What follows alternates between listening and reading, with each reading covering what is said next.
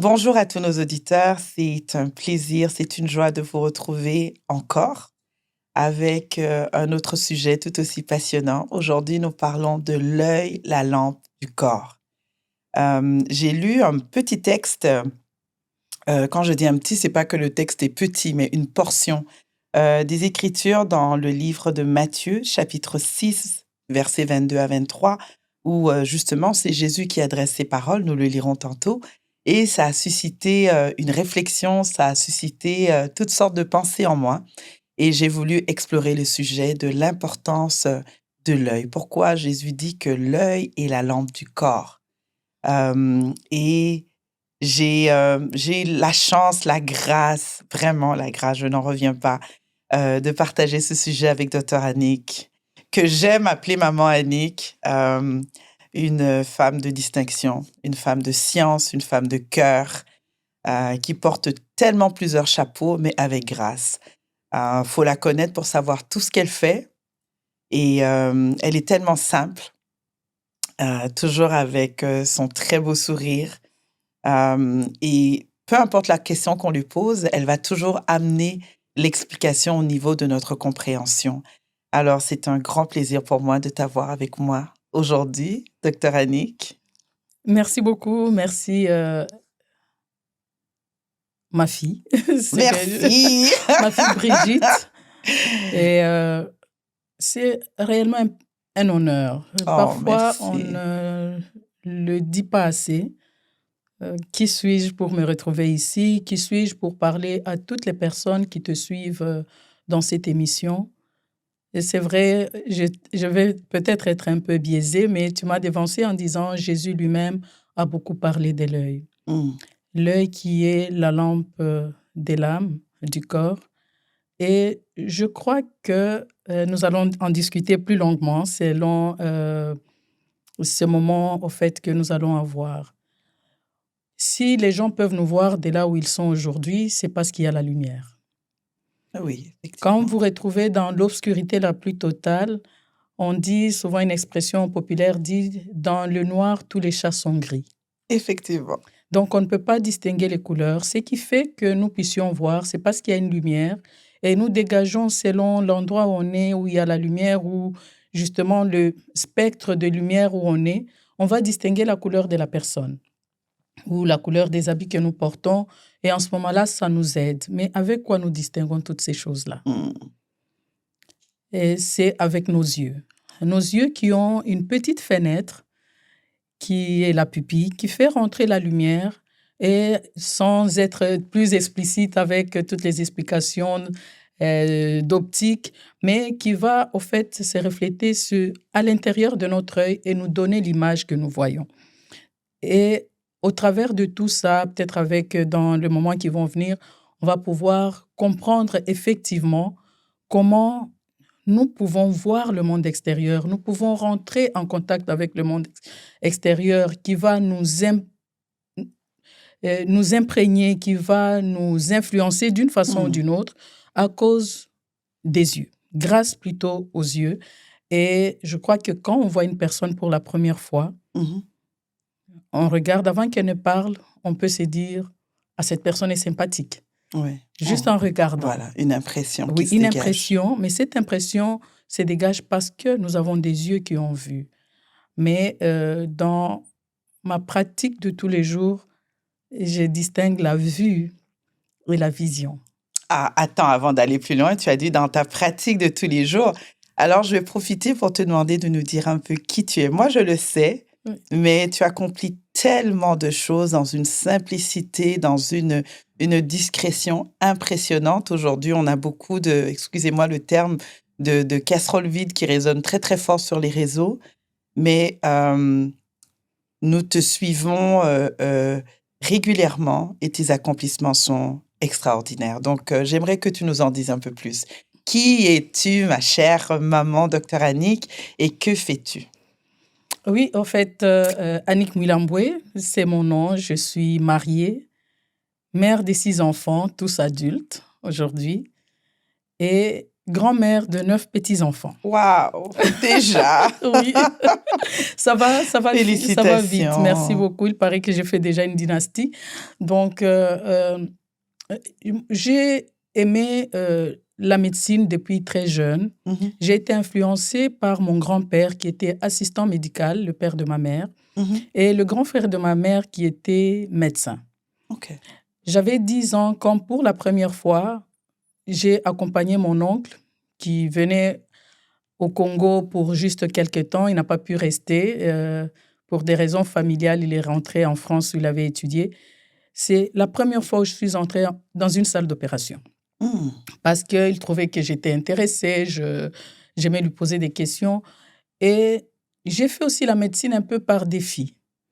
Mon grand-père, quoi qu'il était assistant médical, un homme vraiment très, très bon, m'a dit un jour, c'est très jeune, je pense, je devais avoir 6 ou 7 ans, que moi, je serais médecin. Il m'a dit, c'est trop long, c'est les études pour des hommes. Mm. Pour moi, chaque défi qui se présente à moi, je dois les relever. Je ne sais pas, c'était peut-être dans mon tempérament. Donc, j'ai étudié fort. J'ai fait la médecine à l'université de Kinshasa, au Congo, RDC, République démocratique du Congo. J'ai fini la médecine en 87. Puis, j'ai fait l'ophtalmologie à l'université de Kinshasa. À l'époque, quand la personne réussissait très bien, ça veut dire distinguée, elle faisait cette carrière académique-là de faire une spécialisation. Donc, Donc, tu t'es distingué. j'avais distingué. Waouh! J'avais obtenu une distinction en finissant ma médecine. Donc, Félicitations. merci. Donc, j'ai fait le cursus et, entre-temps, j'étais mariée. Donc, j'ai eu mes enfants pendant mes études de médecine. 3 Wow. enfants et 3 autres enfants. J'ai eu ma plus jeune, j'ai eu quand j'étais enceinte, quand j'ai défendu mon mémoire de fin Wow. des spécialisations.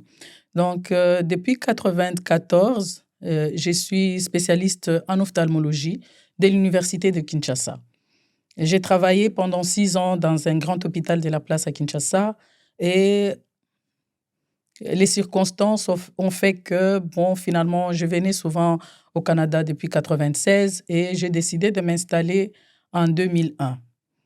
En m'installant en 2001, je devais répondre aux normes de pratique du Canada. Donc, au Canada, on ne reconnaît pas les diplômes d'ailleurs.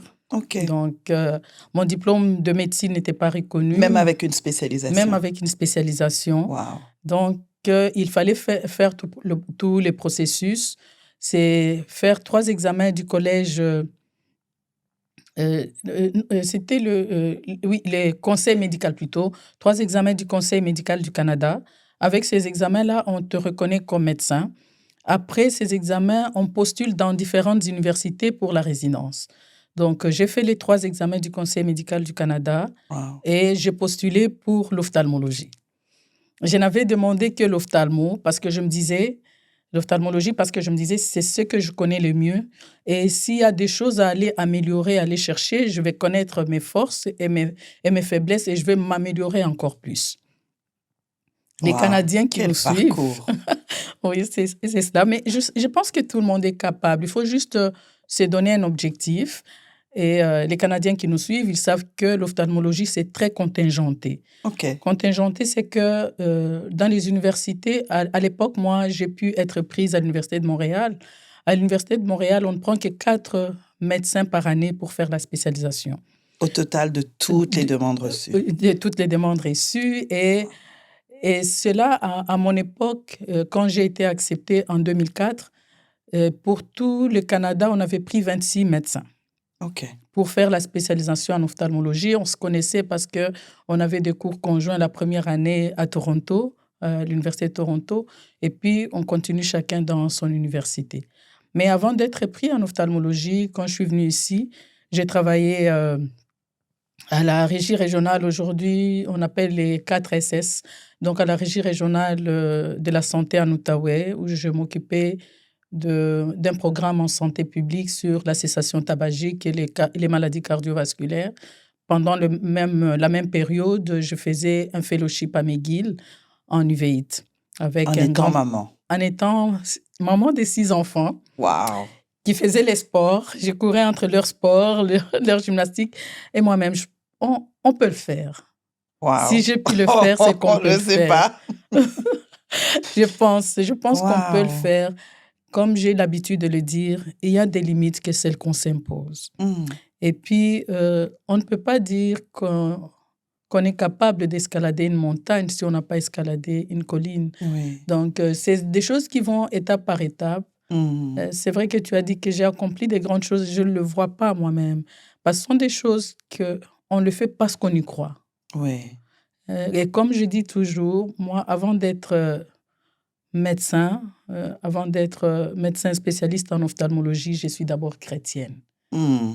Et être chrétien, c'est justement s'abaisser, toujours dans une position, peut-être de prière, comme les gens disent, mais de soumission à Dieu, en se disant, où est-ce que tu veux me conduire? Yes. Et être à l'écoute. Waouh! Et je crois que c'est grâce à cela, je l'ai dit toujours, c'est grâce à cela que j'ai pu faire tout ce que j'ai pu réaliser. Et même, les amis me le répètent parfois, le jour où j'ai signé à l'Université de Montréal, quand on a fait la réception pour les médecins spécialistes, du moins en ophtalmologie, dans notre département, on m'a demandé de dire comment je suis arrivée à tout ça. Mmh. Avec 6 enfants et les charges de médecine, les gardes et tout ce que ça implique comme études pour pouvoir s'en sortir et les examens, j'ai dit une chose.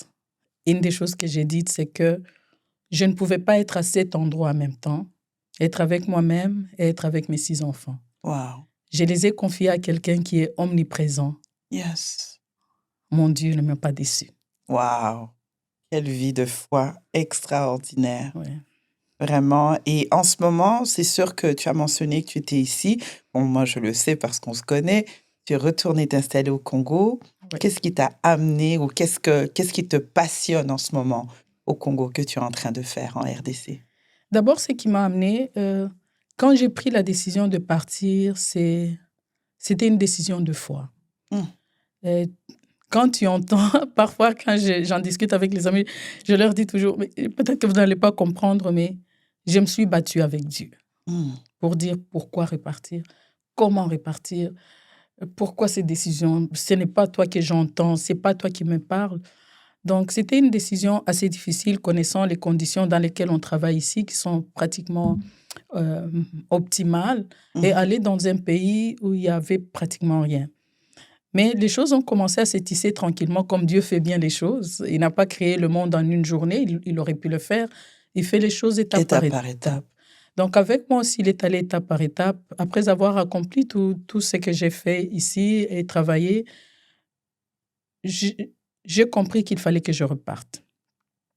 Et les préalables, moi, que je m'étais donné et pourquoi j'ai accepté, d'abord, dans ma vie personnelle, je me suis remariée. Mon mari vivait là-bas. C'était, il faut que lui vienne ici. Ou Oui. alors, je ne repars pas. Mais il ne pouvait pas revenir. Et là, je priais, j'ai dit, Seigneur, pourquoi lui ne peut pas venir? Et un verset dans Genèse m'est venu où, à la création, quand Dieu a créé Adam, qu'il a couché, il a créé la femme et il a amené la femme à Adam. Ouais. Ce n'est pas Adam qui est venu vers la femme. J'ai dit, non, Seigneur, c'est pas toi qui me parles, mais c'est sa parole. J'ai dit, OK, j'ai compris, donc c'est moi qui dois aller vers lui. Donc ça, c'était une chose. Mais l'autre condition, c'était, j'avais 6 enfants que j'ai élevés grâce à Dieu et qui avaient tous terminé leurs études universitaires, qui étaient De belles installés. études d'ailleurs. Oui. Merci, c'est gentil. Vraiment, ils ont un parcours aussi extraordinaire. Merci beaucoup. Et donc, je me disais, j'étais dans la maison, j'étais pratiquement seule, les enfants venaient me voir de temps en temps. Et je me disais, en fait, je crois que j'ai fait ma part en tant que mère. C'est vrai qu'on est mère un jour, mère toujours. Mère toujours. Donc, on continue à les assister, même dans leur mariage, parler, conseiller et guider du mieux qu'on peut, selon les besoins de chacun. Mais je me disais, OK, donc j'ai donné ma part, les enfants sont indépendants. L'autre chose, c'est qu'en 2016, la Société canadienne d'ophtalmologie Mhm. et l'American Academy d'ophtalmologie des États-Unis ont écrit pour demander dans les universités ici en Amérique du Nord, c'est le Québec hein, qui est francophone. Ils ont écrit pour demander si on pouvait avoir un médecin ophtalmo qui pouvait les représenter. Quand je dis ophtalmo, c'est ophtalmologue, ophtalmologiste, selon chacun les deux se disent, qui pouvait représenter ces deux sociétés-là en Afrique francophone. OK. Donc, les emails avaient circulé dans les deux groupes et finalement, toutes les réponses qui leur revenaient, c'était « Annick, c'est la bonne personne ». Donc, c'est comme ça qu'en 2016, j'ai reçu tout le retour de ces emails en disant qu'on avait besoin d'un cours de leadership en ophtalmologie pour l'Afrique francophone parce que la partie anglo-saxonne est mieux développée. Mhm. Ils ont des recherches, ils ont beaucoup d'appui, mais l'Afrique francophone n'en avait pas. Donc, ils m'ont demandé, en tant que francophone, d'y aller. Et je suis allée au Bénin en 2016 et puis au Sénégal en 2017 avec justement mon groupe du Canada, États-Unis. On était 3 personnes. Et c'est là que j'ai senti que l'Afrique avait vraiment des besoins. Mm. Et j'ai eu en charge le Congo, le Gabon, le Mali, le Niger et le Togo. Et en discutant avec les collègues, ce sont des gens de bonne foi, mais ils n'avaient pas la même pratique que nous, Mhm. ici, en Amérique du Nord. Je ne dis pas qu'on n'a pas à apprendre d'autres personnes. On a beaucoup à apprendre aussi d'autres personnes, de l'Inde, de l'Europe. Mais c'était une autre façon, une autre approche. Et ils avaient vraiment besoin d'aide. Donc, de fil à aiguille, finalement, y pensant, je me suis dit, en fait, je crois que j'ai beaucoup plus à donner là-bas qu'ici. Ouais. Un exemple seulement, en 2017, au Québec, on est à peu près, je ne sais pas maintenant, à peu près 8 millions de gens, ça ne change pas beaucoup. Il y a 8 millions d'habitants au Québec. Mhm. On était 300 ophtalmologistes. Wow. Oui. Pour 8 millions Pour 8 d'habitants. millions. Et je vous dis que les cliniques d'ophtalmo sont pleines. Parce que pour avoir un rendez-vous en ophtalmologie, ça demande beaucoup, beaucoup de temps. Et en première ligne, on a les optométristes. Donc, mais en Afrique francophone, il n'y a pas l'optométrie. Il n'y avait pas l'optométrie. Et au Congo, qui a 100 millions d'habitants, en ce moment-là, c'était 81 millions d'habitants, en 2016-2017, il n'y avait que 108 ophtalmologistes. Wow. Pour toute la population. Donc, je me disais, les gens n'ont pas accès aux soins. Oui. Et est-ce qu'il y a quelque chose à faire? Est-ce qu'on peut former les ophtalmos? Est-ce qu'on peut aider d'une façon ou d'une autre à améliorer? Et donc, la décision, à un certain moment, après 1000 réflexions, après beaucoup de renoncements à beaucoup de choses, je me suis dit, c'était mieux que je reparte. Wow. Et je suis repartie. Quelle belle histoire de foi. Parfois, on lit les récits bibliques, on lit le récit d'Abraham qui quitte tout, d'Abraham qui quitte tout avant de devenir Abraham. On trouve ça extraordinaire. Mais je crois qu'aujourd'hui encore, avec des hommes et des femmes de foi, Dieu écrit de belles histoires, des histoires qui inspirent pas seulement des femmes, mais qui inspirent aussi des hommes. À voir ton parcours, mon mari et moi, on t'a vu, je pense que tu es arrivé, on venait de se marier en 2001. On t'a vu aller à l'école et on se disait, mais là, avec toute la connaissance et tout, tu n'as pas lutté contre le système, tu as vu un nouveau défi et tu l'as relevé.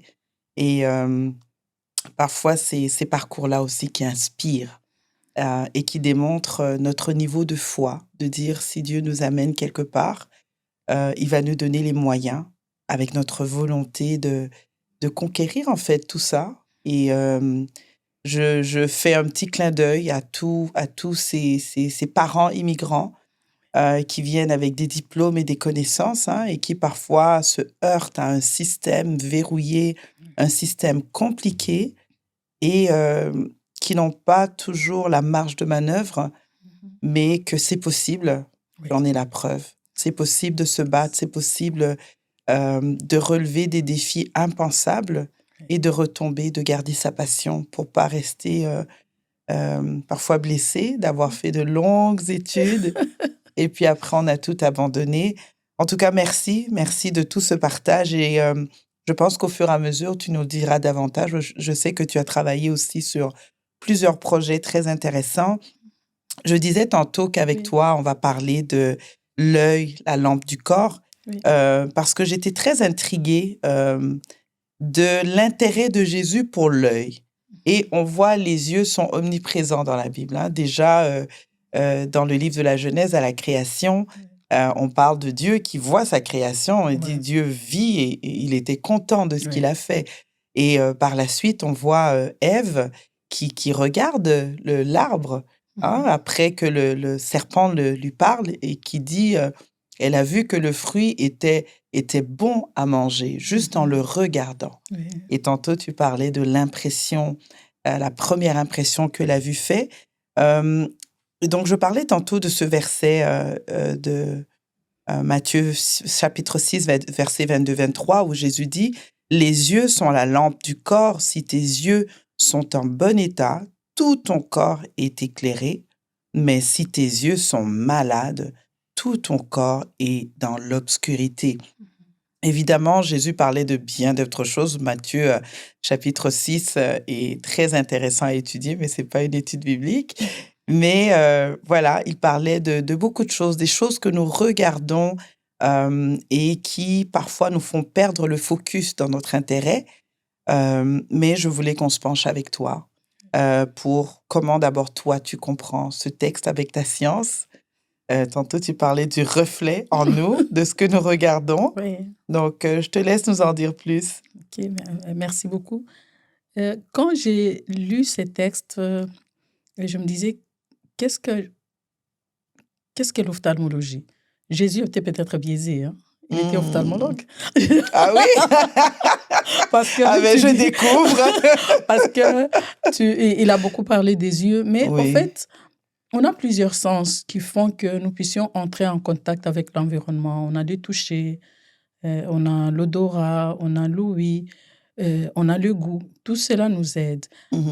à entrer en contact avec le monde extérieur. Et souvent, ce que je dis à mes patients en leur demandant de faire attention aux yeux, je dis fermez juste les yeux pendant 2 secondes. Quand on ferme les yeux pendant 2 secondes, on se sent tellement en insécurité. Et quand on est en insécurité, il y a tout un processus de mécanismes qui peuvent se faire. On a peur, on tremble, on entre dans une maison qui n'est pas allumée, c'est peut-être juste sa clé qu'on a laissée sur la table, on pense que c'est peut-être un monstre qui est sur la table. Donc tout ça, ça crée une cascade de mécanismes, d'hormones, des catécholamines qui sont produits dans le corps qui peuvent amener d'autres maladies. Mais ceci Mmh. étant, quand je regarde par rapport à Jésus, je crois que il voulait dire comme nous, si on voit, on est capable de pouvoir donner un nom Mmh. à quelque chose. Je ne peux pas, un enfant qui n'a jamais vu, tu lui dis l'arbre, il ne peut pas savoir c'est quoi l'arbre. On doit pouvoir le décrire, mais il va peut-être s'imaginer quelque chose, mais Mmh. on ne peut reconnaître que quelque chose qu'on connaît. Et les yeux sont une façon pour nous de connaître notre environnement, d'entrer en contact avec le monde extérieur. Et les choses qu'on voit dans les yeux sont tellement diverses. Parce Mmh. que, comme on disait, c'est tout ton corps est malade, si ton œil est malade. Moi, à partir des yeux, je peux voir que quelqu'un est hypertendu, que quelqu'un a le diabète, que quelqu'un fait du rhumatisme, que quelqu'un a un cancer. Il y a, à partir juste de l'examen de mon œil, je peux voir toutes ces choses-là parce que l'œil, c'est la continuité du cerveau. Et beaucoup de OK. choses se manifestent au niveau des yeux. Pour, par exemple, dire à quelqu'un, en fait, on est diabétique, il faut prélever le sang pour le savoir. Oui, oui. Quelqu'un qui a l'hypertension et qui fait un infarctus, moi, je peux voir avant qu'il ne fasse l'infarctus s'il a des complications de son hypertension au niveau des yeux. En ce moment-là, guider mon collègue qui est en médecine interne, en cardiologie, en disant, votre patient, il a tel signe, si on peut maximiser, améliorer son traitement. Donc, il y a toutes ces Waouh! choses-là qui Par vont faire les yeux. par les yeux, par les yeux. Et ça, ça nous met comme un peu à cheval avec tout le monde. On travaille vraiment en collaboration avec tout le monde et je pense que juste ça aussi, ça nous donne comme des mains qui nous aident en pleine société ou dans notre communauté chrétienne, à savoir qu'on n'est pas seul, qu'on a toujours besoin de quelqu'un d'autre. Oui. Et avec tout ça, avant, les gens disaient la vue, c'est la vie. Je ne suis pas d'accord avec ça parce que, oui, il y a d'autres sens qui sont développés et Oui. la vie d'un homme ne s'arrête pas à sa vue, OK. à ce qu'il voit, parce que la vue ou la vision, puisque souvent on dit la vision, va au-delà de ce que l'œil perçoit. OK. Je peux donner un exemple, justement, peut-être je décale un peu, on en a parlé de ce que je fais au Congo. Et nous avons, je le dis toujours, grâce à Dieu, rénové l'Institut pour aveugles de Mongafula. C'était une école créée il y a plus de 30 ans pour aider les aveugles à aller à l'école. Dans certaines communautés, un handicap est considéré comme une malédiction. Oui, tout à fait.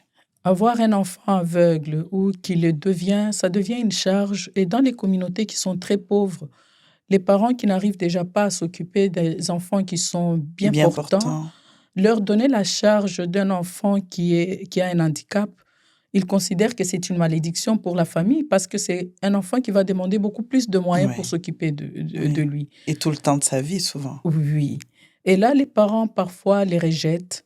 Et ce qui est devenu beaucoup plus dramatique encore, on les traite de sorciers. Donc, ces enfants sont jetés dehors. Et l'Institut pour aveugles avait pu récupérer des enfants comme ça. Et on a parfois des histoires d'horreur où les directeurs nous disaient qu'ils ramassent un enfant aveugle dehors. Dans la rue? Oui, parce que les parents n'en veulent pas. Ils n'en veulent pas, ils n'ont pas le moyen de l'aider ou ça fait une honte dans la communauté. On a beaucoup de trucs comme ça. Et le Seigneur nous avait mis à cœur d'aller aider ces personnes-là. On a dit, même si nous ne pouvons pas leur redonner la vue, qu'on leur donne au moins la dignité. La dignité. Donc, on est allé visiter l'école qui était dans un état de délabrement très avancé. Des plafonds qui tombaient, des salles de cours qui sointaient, l'internat, donc c'est les résidences au fait pour ces enfants-là où il n'y avait pas de matelas ni de lit, avec un petit centre médical qui n'avait aucun appareillage. Et ils dormaient comment? Ils dormaient à même le sol, sur des nattes. Et c'était pénible, mais on s'est dit, c'est un projet qu'on a commencé en 2020 avec eux, discuter. On a eu quelques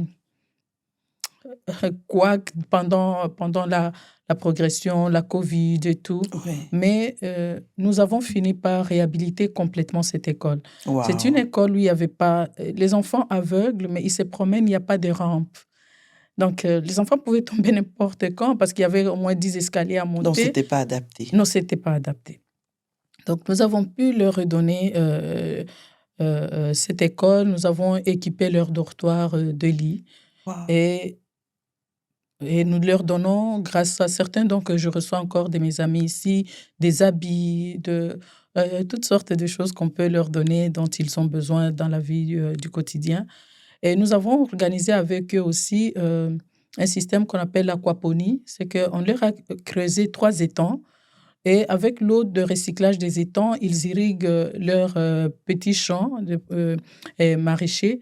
Et depuis décembre 2021, les aveugles de l'Institut des aveugles pour Mongafula mangent leurs propres poissons et ils ont leurs légumes.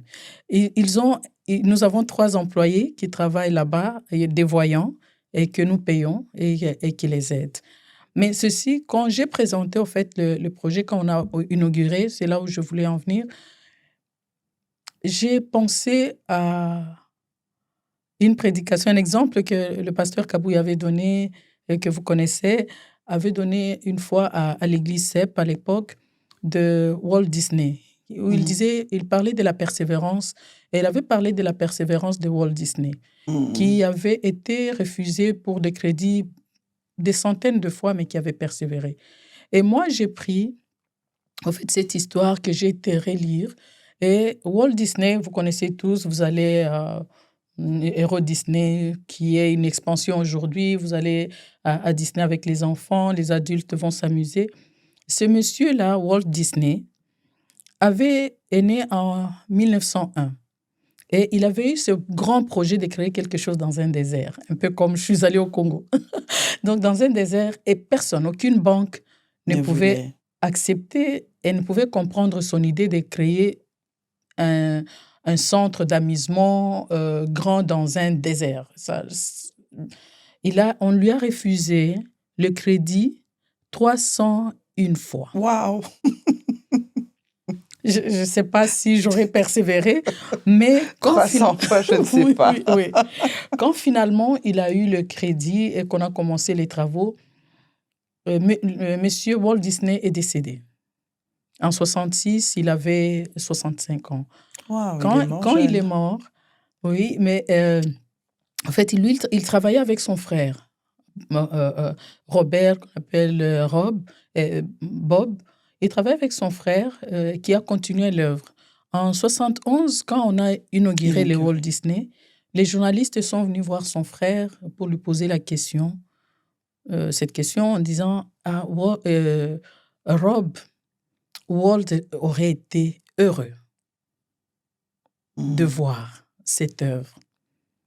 Et Bob de répondre, mais non, il l'avait déjà vu. Oui. Il y a 5 ans, il l'avait déjà vu. Au fait, Walt est décédé avant de voir tout ce que nous voyons aujourd'hui.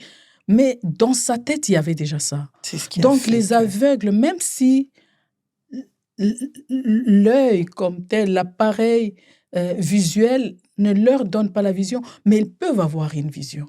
Parce que ce que nous avons accompli à Kinshasa, le coordonnateur de cette école pour aveugles, c'est un aveugle. Il a un PhD en psychologie, mais il n'a jamais vu. Mais comment il a décrit la place, je lui ai dit, Monsieur Mulumba, vous avez parlé, vous nous avez transmis votre vision et nous l'avons accomplie parfaitement.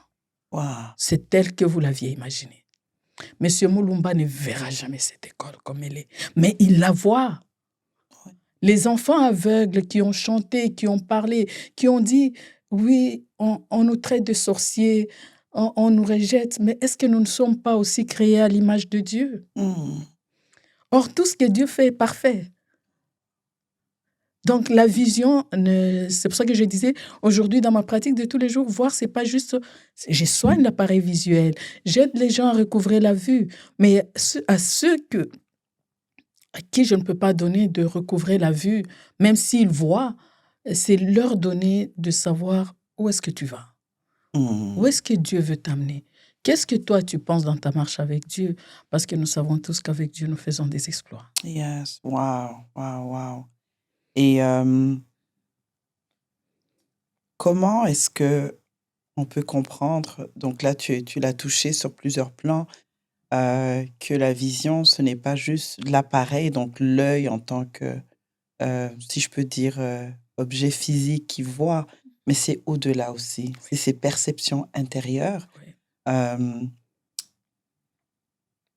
Comment on peut comprendre que l'œil soit justement cette lampe du corps? Pourquoi c'est pas ce qu'on touche? Pourquoi ce n'est pas ce que nous ressentons dans notre bouche? Pourquoi précisément l'œil, la lampe du corps?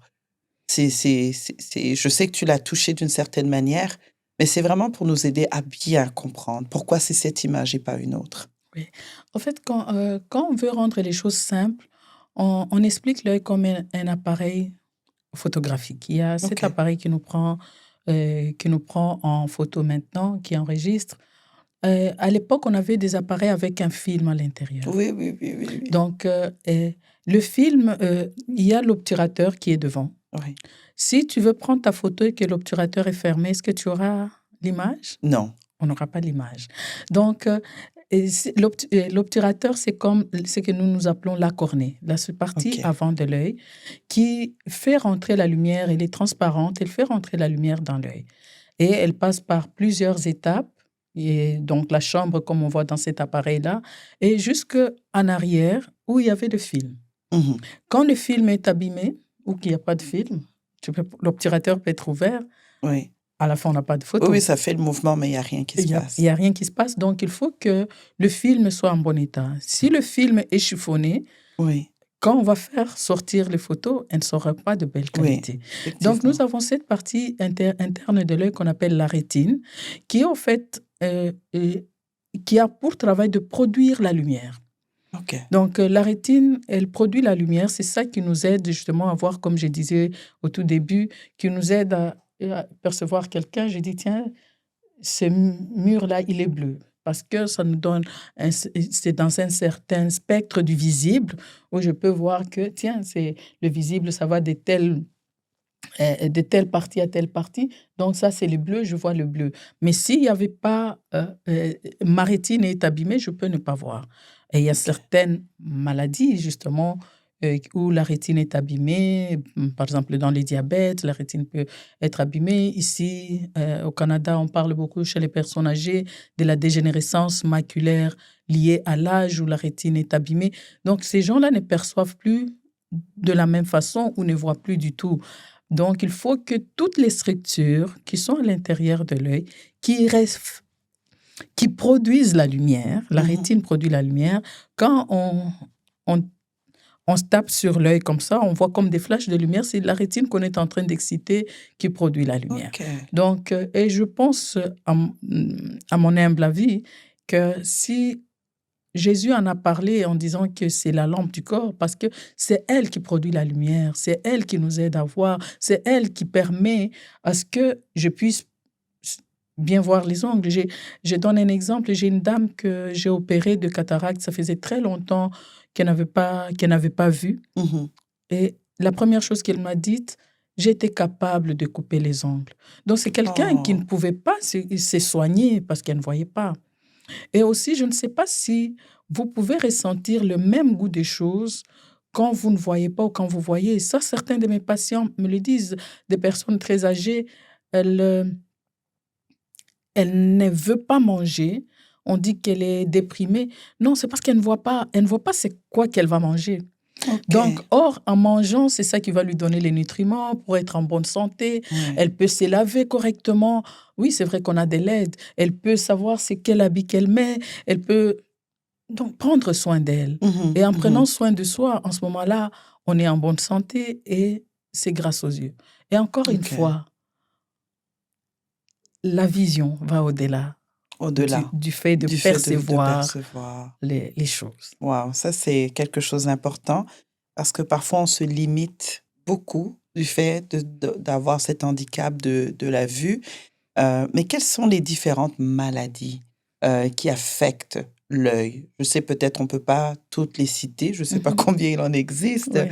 mais quelles sont les maladies les plus courantes qui affectent la vue? Oui, je vais aller sur une petite statistique un peu.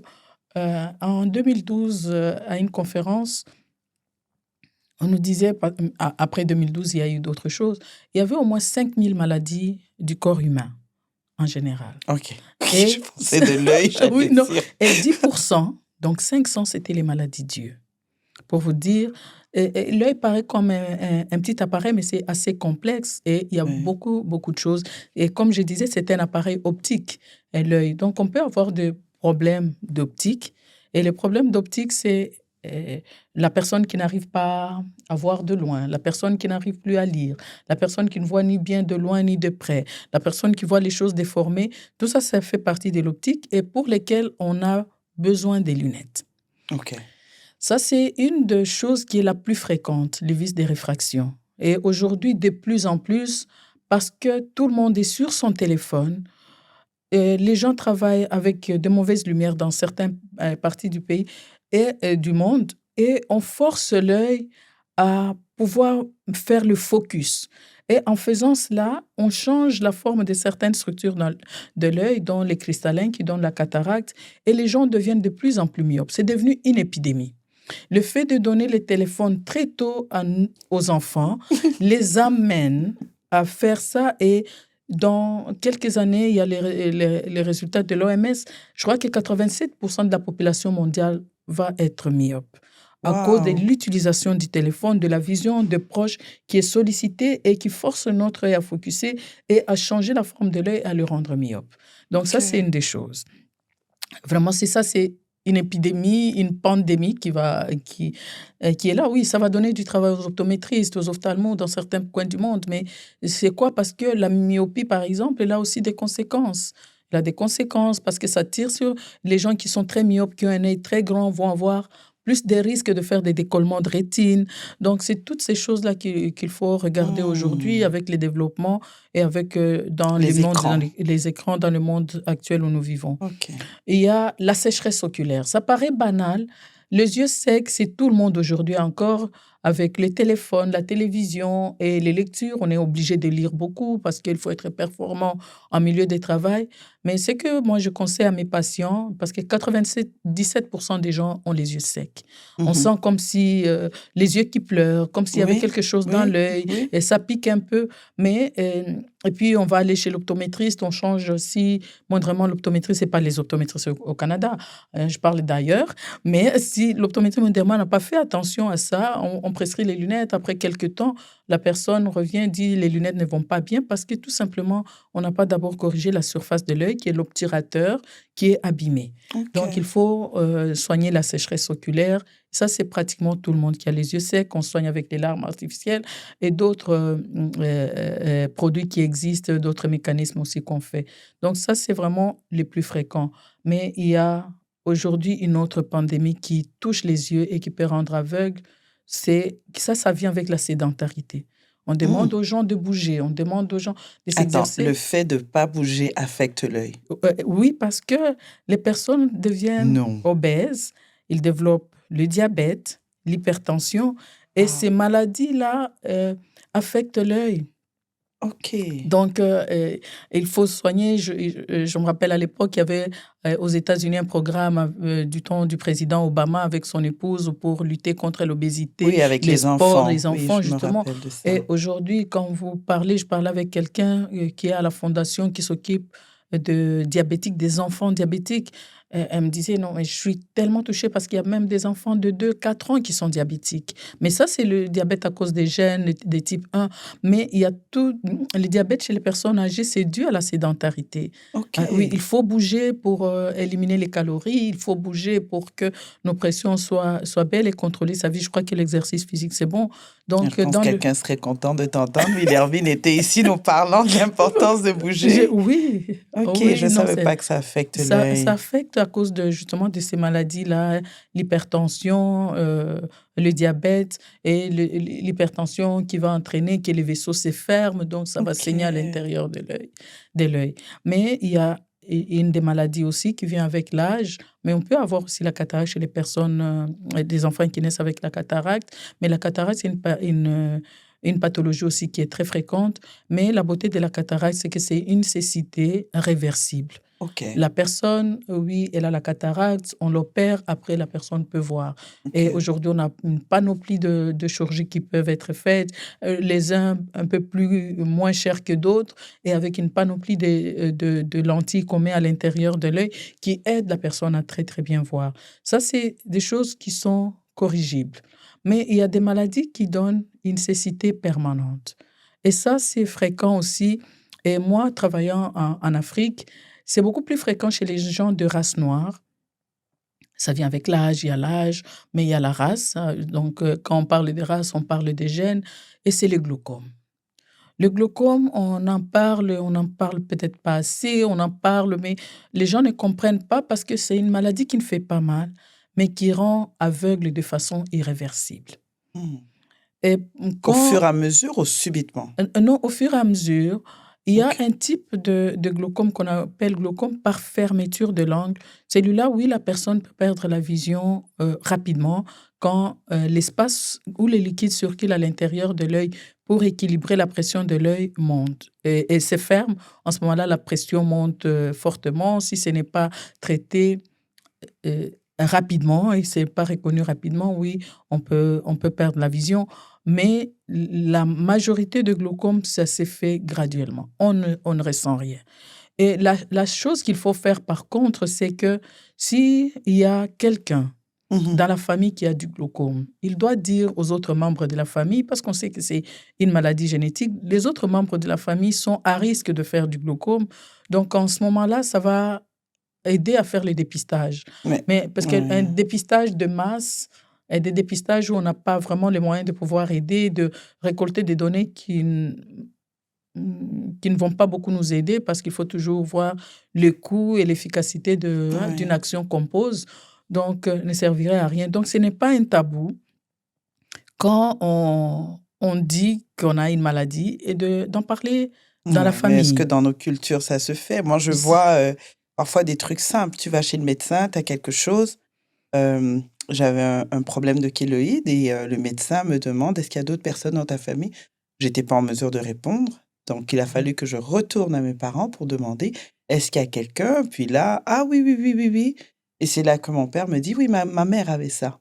Mais en même temps, on n'a pas comme cette habitude de partager notre patrimoine génétique, en fait, pour dire, voici, chez nous, il y a ça. Et puis, c'est important que dès tel âge, tu fasses attention à telle chose. Souvent, on s'en rend compte quand on arrive à l'hôpital. Je pense que c'est quelque chose, une éducation à faire, d'en parler. Oui, et tu as tout à fait raison. Je suis confrontée à ça tous les jours au Congo. Les gens, au début, je pensais que c'était par pudeur que les gens ne parlaient pas de leurs problèmes.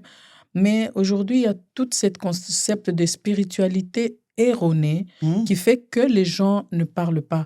Parce que quand j'en parle dans ma famille, c'est peut-être la maladie vient à cause de la sorcellerie ou d'un mauvais sort. Donc, si j'en parle, ils vont aggraver mon sort. Ou encore, les gens disent, en parler, c'est que tu acceptes la maladie. Moi, je refuse la maladie. Je suis souvent confrontée à cela. Je vois quelqu'un, je fais son examen, je lui dis, au fond d'œil, je vois des signes de rétinopathie diabétique. La personne me dit, au nom de Jésus, docteur, je n'ai pas la maladie. Je dis, écoutez, je suis chrétienne autant que toi. Et c'est Jésus qui nous a donné l'intelligence. Il y a comme un déni, en fait. Un déni est très fort. Et on essaie de trouver les moyens pour pouvoir éduquer la population. J'en discutais avec un collègue qui était médecin ici et qui est aujourd'hui ministre de la Santé chez nous, qui me disait, il faut les comprendre. Tu lui amènes un problème en lui disant qu'il a telle maladie, il n'a pas le moyen de se faire soigner. Donc, ça devient un problème. Il refuse. Il dit, non, mais je ne peux pas avoir la maladie puisque je crois en Dieu. Et ça, c'est vraiment une chose qu'on devrait amener chez nous. Dire aux gens, oui, on a la foi, on sait que Dieu guérit. La science et la foi, en fait, ne sont pas des ennemis. C'est ça. Voilà. Oui, donc on peut, oui, il y a ça. Et je leur dis souvent, mais justement, c'est un miracle que Dieu vous ait mis sur mon chemin pour que je puisse poser les diagnostics. Apporter la solution aussi. Et qu'il y a, vous le savez, et maintenant vous pouvez vous soigner. Mais les gens, il y a un déni total dans les milieux, du moins dans lesquels je travaille au Congo. Les milieux croyants. Oui, et ça, je me dis, l'Église devrait faire quelque chose. Et parce qu'on est mal pris. On dit à quelqu'un, vous faites de l'hypertension, il lève la main, il s'élève, il dit, non docteur, moi je dois partir, au nom de Jésus, je n'ai pas ça, il ne faut pas me mettre la maladie sur moi. Je dis, non, ce n'est pas vous mettre la maladie, c'est vous conscientiser que vous avez un problème. Et vous revoyez la personne 6 mois plus tard, elle a fait un AVC. Dit, mais on aurait pu prévenir. Oui, c'est dommage. Oui. Mais maintenant, comment peut-être on pourrait terminer avec ces points-là? De quelle manière on peut prendre soin de notre œil? Vraiment, à travers cette plateforme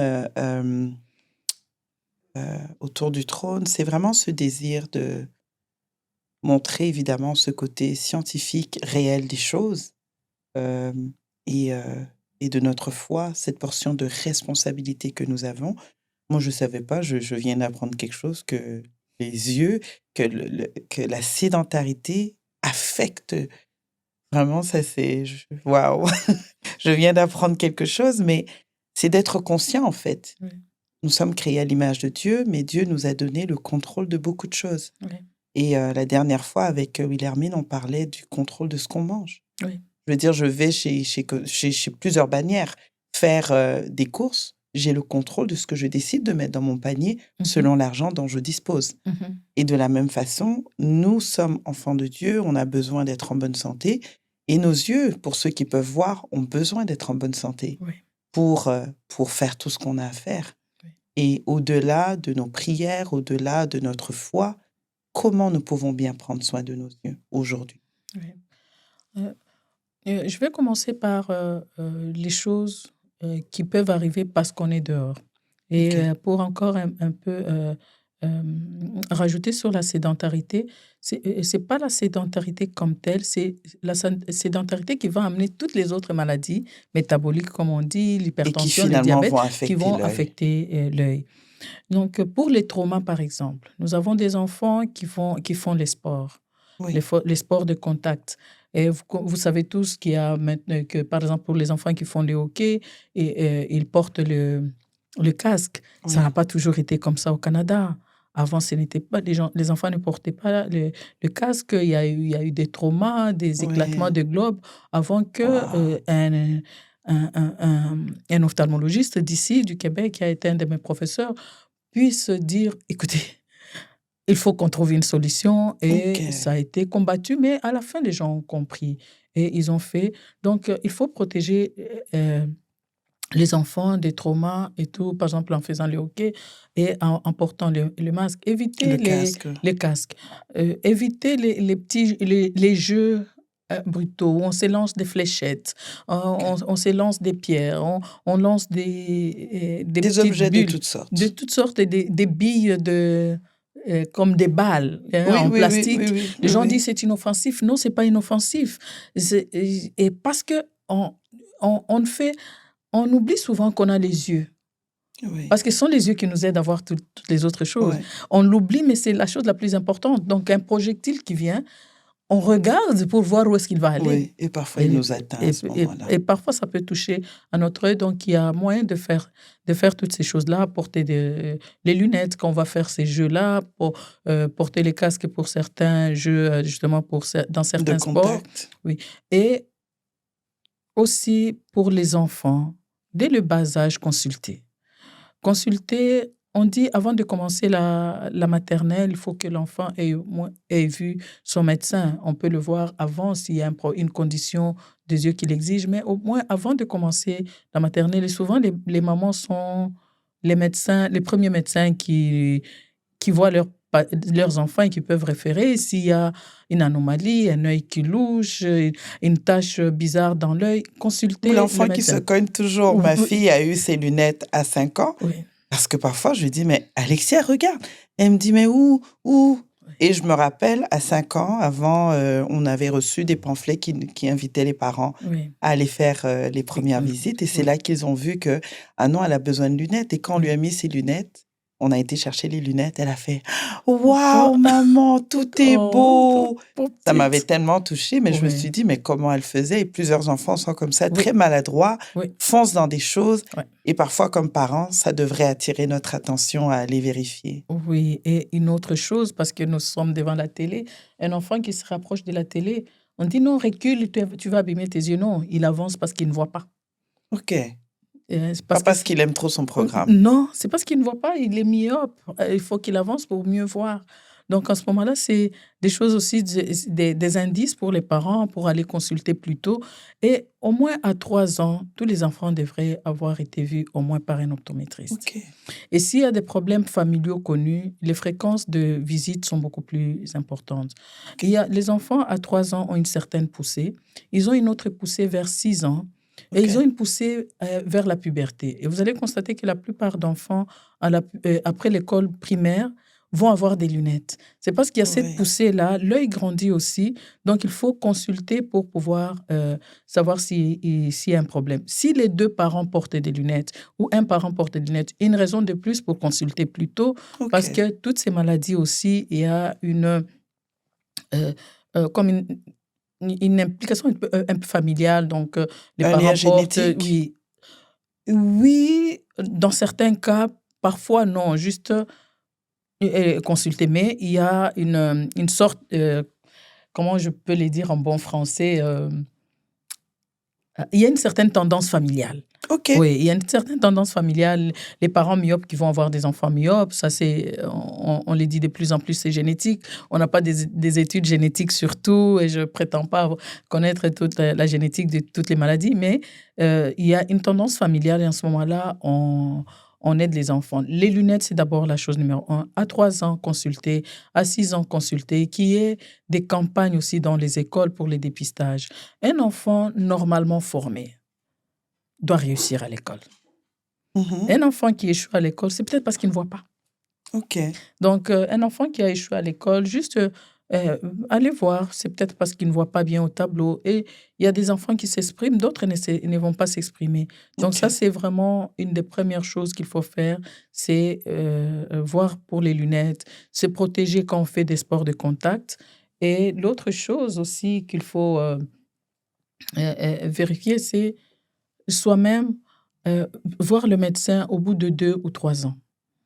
Pour un OK. contrôle des routines chez l'optométriste. Vous pouvez voir un optométriste pour un contrôle des routines, pour voir si vous n'avez pas de problème.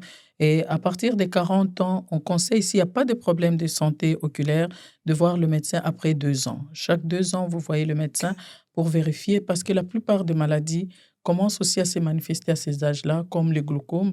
La fréquence est beaucoup plus importante vers ces âges-là, comme toutes ces maladies-là qu'on dit, l'hypertension et tout. Oui, Ils vont oui. commencer à se manifester un peu plus après la quarantaine, la cataracte.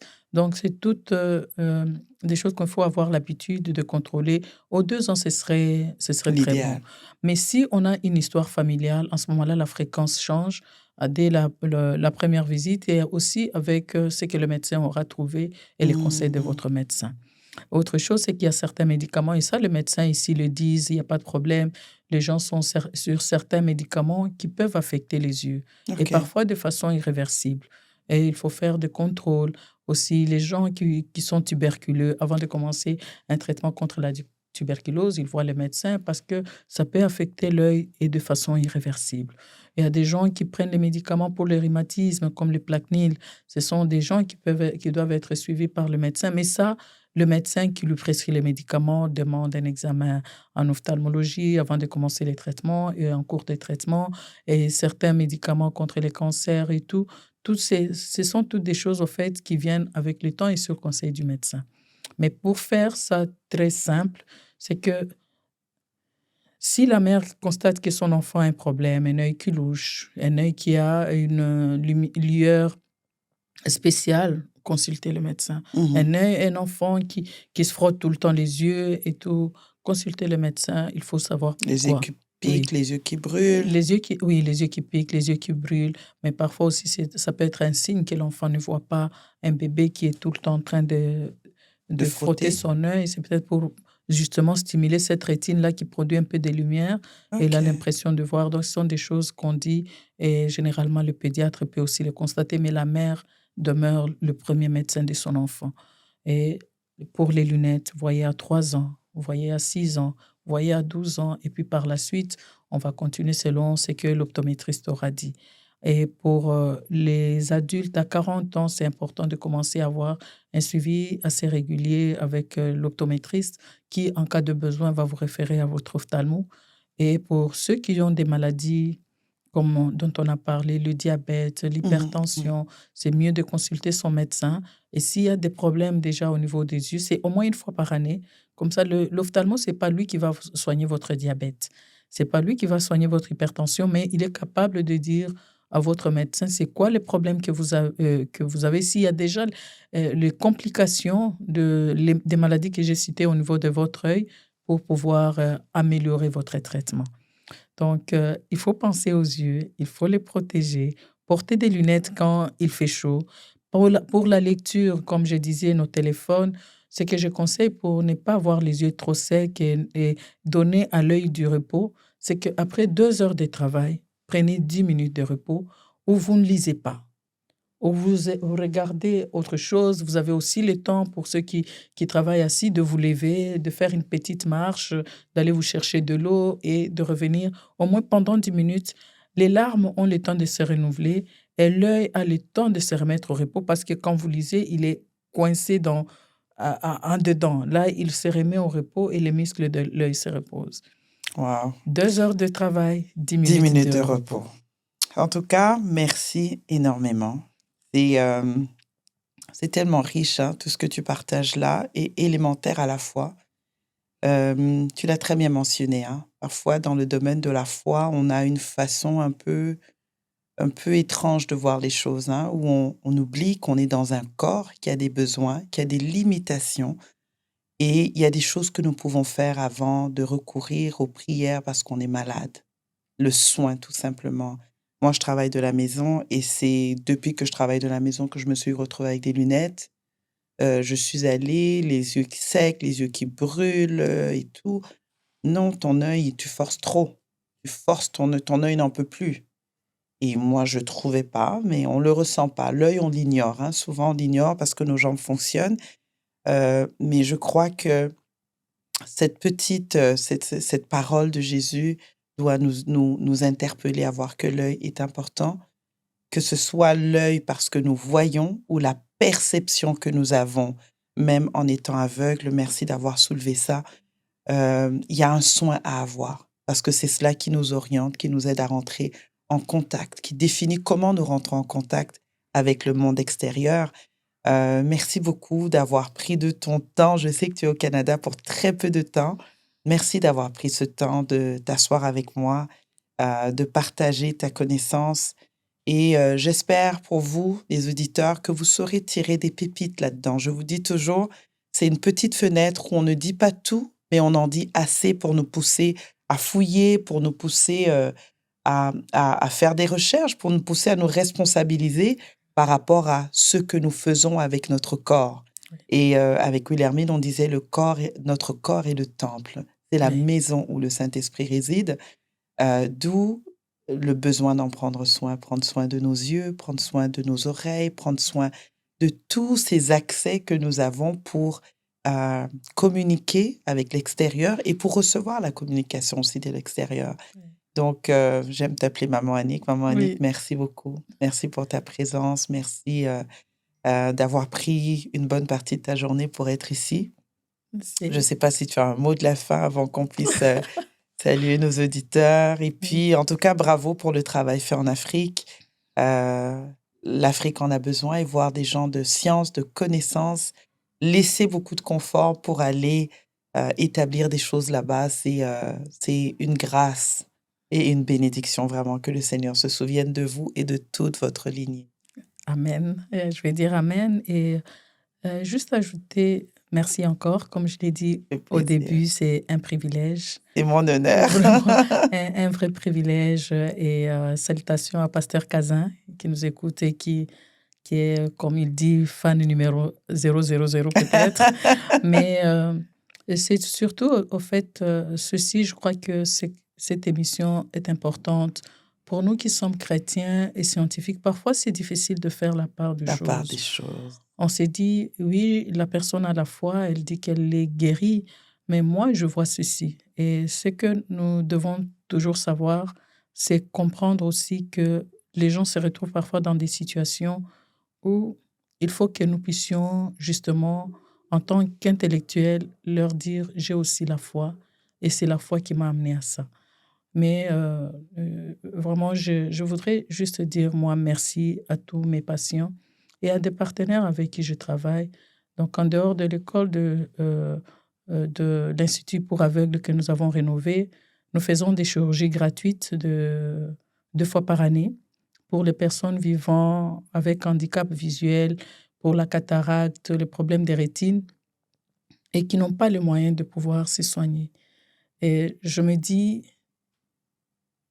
s'il fallait vraiment que je rentre au Congo, c'est peut-être pour une seule personne de ces gens-là.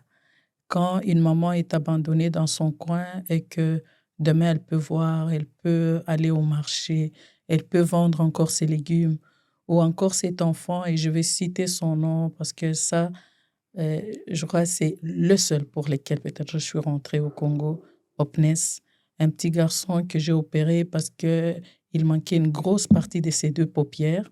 Et la famille, la maman était rejetée et l'enfant qui était traité des sorciers. Le mari l'a répudié. Yeah. Nous avons pu reconstruire ses paupières.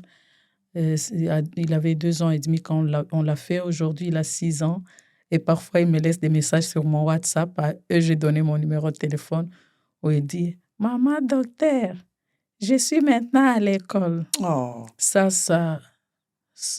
on a changé la destinée d'un enfant.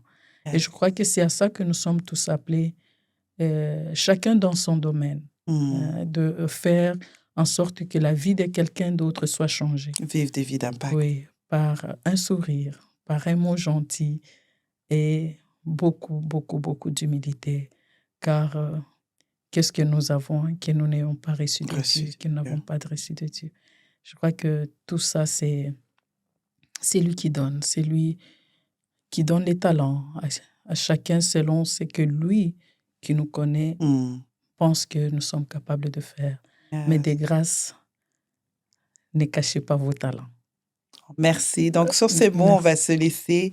Et je vous dis à la prochaine. Je vous invite vraiment à partager ces vidéos, à partager le contenu parce qu'il nous éduque et nous aide à marcher dans une foi qui est équilibrée, hein, sur nos deux jambes. On veut pas boiter, on veut pas sautiller, on veut marcher.